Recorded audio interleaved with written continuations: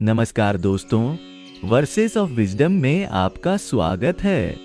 आज हम श्रीमद्भागवत पुराण के द्वितीय स्कंद के अष्टम अध्याय का अध्ययन करेंगे, जिसमें भगवान के अवतारों और उनके दिव्य कार्यों का वर्णन है। यह अध्याय हमें सिखाता है कि कैसे परमात्मा विभिन्न रूपों में प्रकट होकर धर्म की स्थापना करते हैं। आइए इस ज्ञान के सागर में गोता लगाएं और अपने जीवन को दिव्य प्रकाश से आलोकित करें। प्राचीन काल में एक शांत आश्रम के प्रांगण में महर्षि व्यास के शिष्य सूत गोस्वामी ने नैमिषारण्य के ऋषियों के समक्ष अपना आसन ग्रहण किया। सूर्य की सुनहरी किरणें वृक्षों के बीच से छनकर आश्रम को आलोकित कर रही थीं। एक वृद्ध ऋषि ने अपने हाथ उठाकर विनम्रता से पूछा, हे सूत गोस्वामी, हम सभी इस भौतिक शरीर में बंधे हुए हैं, फिर भी हमारे अंदर कुछ ऐसा है जो इससे परे है। कृपया हमें शरीर और आत्मा के संबंध के बारे में बताएं। उनके शब्दों में गहन जिज्ञासा थी, जो सभी उपस्थित ऋषियों के मन में प्रतिध्वनित हो रही थी। सूत गोस्वामी ने मंद मुस्कान के साथ अपनी आंखें बंद की और गहरी सांस ली। जैसे कोई व्यक्ति पुराने वस्त्रों को त्याग कर नए वस्त्र धारण करता है, वैसे ही आत्मा एक शरीर को छोड़कर दूसरे में प्रवेश करती है। यह देहांतरण का सिद्धांत है, जिसे श्रीमद्भागवत पुराण में विस्तार से समझाया गया है। एक युवा ऋषि ने जिज्ञासा व्यक्त की, परंतु हे गुरुवर, यदि हम शरीर नहीं हैं, तो हम वास्तव में क्या हैं? सूत गोस्वामी ने उत्तर दिया, हम चिन्मय आत्मा है, शुद्ध चेतना के कण। हम परमात्मा के अंश हैं। जैसे सूर्य की किरण सूर्य से अभिन्न होती है, परंतु सूर्य नहीं है। हमारा स्वरूप सच्चिदानंद, सत्य, चित्त, ज्ञान और आनंद से परिपूर्ण है। आश्रम के ऊपर आकाश में बादल छा गए और एक मंद वर्षा आरंभ हुई। सूत गोस्वामी ने इस प्राकृतिक दृश्य की ओर इशारा करते हुए कहा, देखिए, जैसे ये जल की बूंदें समुद्र से उठकर बादल बनती हैं, फिर वर्षा के रूप में धरती पर गिरती हैं और अंततः नदियों के माध्यम से पुनः समुद्र में मिल जाती हैं, वैसे ही हम परमात्मा से आते हैं और अंततः उसी में विलीन हो जाते हैं। एक अन्य ऋषि ने पूछा, यदि हम परमात्मा के अंश हैं, तो हम इस भौतिक जगत में क्यों आबद्ध हैं? सूत गोस्वामी ने गंभीरता से उत्तर दिया, यह हमारी स्वतंत्र इच्छा का परिणाम है। जब हम अपने वास्तविक स्वरूप को भूलकर इस भौतिक जगत के साथ तादात्म्य स्थापित करते हैं, तब हम माया के प्रभाव में आ जाते हैं। यह अविद्या या अज्ञान है, जो हमें हमारे वास्तविक स्वरूप से दूर करता है। वर्षा थम गई और सूर्य की किरणें पुनः आश्रम को आलोकित करने लगीं। सूत गोस्वामी ने आगे कहा, इस भौतिक शरीर में रहते हुए भी हम अपने आध्यात्मिक स्वरूप को जान सकते हैं। जैसे सोने को अग्नि में तपाकर उसकी शुद्धता बढ़ाई जाती है, वैसे ही साधना के माध्यम से हम अपनी चेतना को शुद्ध कर सकते हैं। एक वृद्ध तपस्वी ने पूछा, क्या परमात्मा और आत्मा के बीच कोई अंतर है? सूत गोस्वामी ने समझाया, जैसे एक वृक्ष की अनेक शाखाएं होती हैं, परंतु वे सभी एक ही वृक्ष का हिस्सा हैं, वैसे ही हम सभी परमात्मा के अंश हैं। अंतर केवल परिमाण का है। परमात्मा अनंत है, जबकि आत्मा अणु है। परमात्मा सर्वव्यापी है, जबकि आत्मा एक स्थान पर स्थित है। सूत गोस्वामी ने अपने हाथों में एक कमल का फूल लिया और कहा, देखिए इस कमल को, यह कीचड़ में उगता है, परंतु कीचड़ से अप्रभावित रहता है। इसी प्रकार हमें इस संसार में रहते हुए भी इससे अनासक्त रहना चाहिए।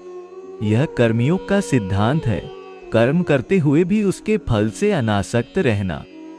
एक अन्य शिष्य ने पूछा, हे गुरुदेव, मृत्यु के बाद क्या होता है? सूत गोस्वामी ने शांत स्वर में उत्तर दिया, मृत्यु केवल शरीर का अंत है, आत्मा का नहीं। आत्मा अजर, अमर और अविनाशी है। मृत्यु के समय हमारी चेतना, हमारे कर्म और हमारी इच्छाएं हमें अगले जन्म की ओर ले जाती हैं। यह कर्म का नियम है, जो सृष्टि के आरंभ से चला आ रहा है। आश्रम में गहरी शांति छा गई। सूत गोस्वामी ने आगे कहा, परंतु मोक्ष या मुक्ति संभव है जब हम अपने वास्तविक स्वरूप को पहचान लेते हैं और परमात्मा के साथ अपने संबंध को समझ लेते हैं, तब हम इस जन्म मृत्यु के चक्र से मुक्त हो सकते हैं। यह आत्म साक्षात्कार की अवस्था है, जहां हम अपने शाश्वत स्वरूप को प्राप्त करते हैं। एक युवा साधक ने विनम्रता से पूछा, इस आत्म साक्षात्कार को प्राप्त करने का मार्ग क्या है? सूत गोस्वामी ने मुस्कुराते हुए कहा, भागवत पुराण हमें नवधा भक्ति का मार्ग बताता है। श्रवण सुनना, कीर्तन गाना, स्मरण याद करना, पाद सेवन, चरणों की सेवा अर्चन, पूजा वंदन, यह भक्ति योग का मार्ग है जो सबसे सरल और सर्वोत्तम है। सूत गोस्वामी ने अपनी आंखें बंद करके ध्यान की मुद्रा में बैठ गए और कहा, ध्यान के माध्यम से हम अपने अंदर स्थित परमात्मा से संपर्क कर सकते हैं। जैसे एक दर्पण को साफ करने पर हम अपना प्रतिबिंब स्पष्ट देख सकते हैं, वैसे ही जब हमारा चित्त शुद्ध होता है तब हम अपने अंदर स्थित परमात्मा को देख सकते हैं।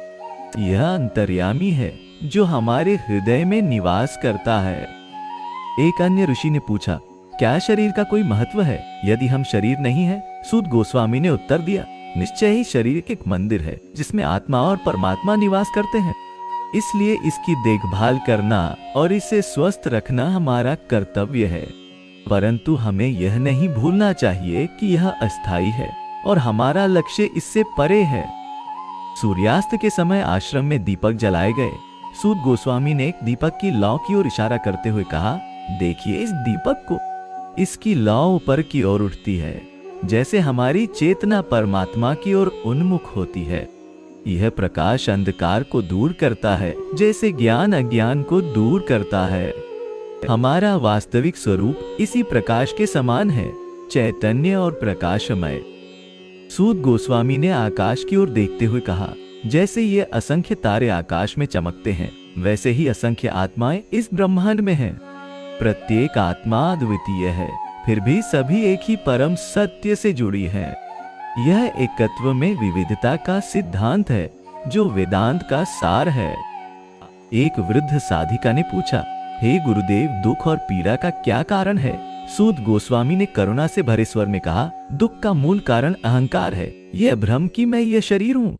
जब हम अपने को शरीर, मन और बुद्धि से पहचानते हैं तब हम सुख दुख के द्वंद्व में फंस जाते हैं। जब हम अपने वास्तविक स्वरूप को पहचान लेते हैं तब हम इस द्वंद्व से ऊपर उठ जाते हैं। सूत गोस्वामी ने गहरी सांस ली और कहा, प्रेम हमारा वास्तविक स्वरूप है। जब हम अपने अंदर और बाहर परमात्मा को देखते हैं तब हमारे हृदय में प्रेम का प्रवाह होता है। यह प्रेम ही हमें एक दूसरे से और परमात्मा से जोड़ता है। यही भक्ति का सार है, शुद्ध निस्वार्थ प्रेम। तारों की रोशनी में सूत गोस्वामी ने अपने उपदेश का समापन किया। हे ऋषियों, आत्मा और परमात्मा के संबंध को समझना ही जीवन का परम लक्ष्य है। हम सभी उस परम सत्य के अंश हैं और हमारा वास्तविक स्वरूप सत्य चित आनंद है। इस ज्ञान को अपने जीवन में उतारें और आप मोक्ष के मार्ग पर अग्रसर होंगे। सभी ऋषि और साधक गहन ध्यान में लीन हो गए। आश्रम में अलौकिक शांति छा गई। सूत गोस्वामी के शब्द हवा में गूंज रहे थे। अहम ब्रह्मास्मि, मैं ब्रह्म हूँ, तत्वमसि वह तुम हो। सर्वं खल्विदं ब्रह्म, सब कुछ ब्रह्म ही है। इस परम सत्य को जानकर आप सभी आनंद और शांति को प्राप्त करेंगे। मित्रों, आज के इस दिव्य ज्ञान के लिए आपका हृदय से धन्यवाद। आशा है कि भगवान के अवतारों के बारे में यह ज्ञान आपके जीवन में प्रकाश लाएगा। यदि आपको यह वीडियो पसंद आया तो कृपया इसे लाइक करें और वर्सेस ऑफ विजडम चैनल को सब्सक्राइब करें। आपकी प्रतिक्रियाएं हमारे लिए अमूल्य है, इसलिए कमेंट्स में अपने विचार अवश्य साझा करें। अगले वीडियो में हम फिर मिलेंगे, तब तक के लिए ओम शांति।